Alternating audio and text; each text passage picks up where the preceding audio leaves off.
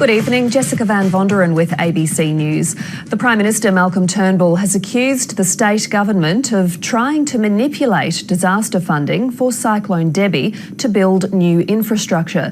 Deputy Premier Jackie Trad says she's gutted the federal government will fund less than $30 million of a $220 million package. But Mr Turnbull says the disaster money is not a slush fund. If it had been another Prime Minister at another time, budgie smugglers might have been the go. I think you'll all appreciate me staying fully clad. But Malcolm Turnbull was keen to avoid any comparison with his predecessor as he mixed with Commonwealth Games hopefuls on the Gold Coast. Still, the spectre of Tony Abbott was keenly felt as Deputy Prime Minister Barnaby Joyce urged the party faithful to get behind Mr Turnbull at the LNP convention earlier. We're going to run out in this paddock, we're going to run out with one captain, and it's going to be Malcolm Turnbull. But this was the state convention, and Mr Joyce's warm-up act, a rallying cry ahead of a bigger battle.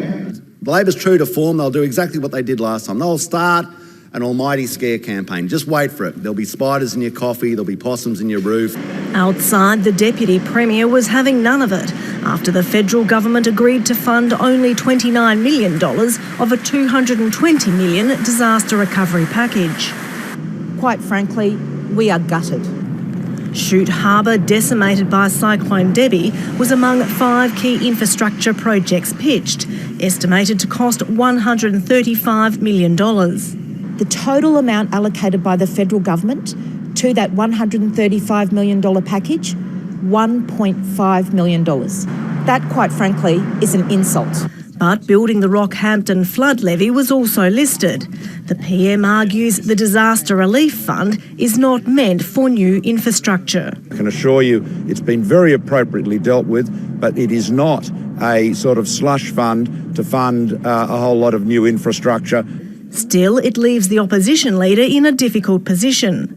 Tim Nicholls wouldn't say whether $29 million was adequate. I think that what the state government is doing is trying to offload all of their responsibilities to the federal government. The state government maintains similar projects were federally funded after the 2011 floods. It will now have to go back to the drawing board. Leonie Mello, ABC News, Brisbane.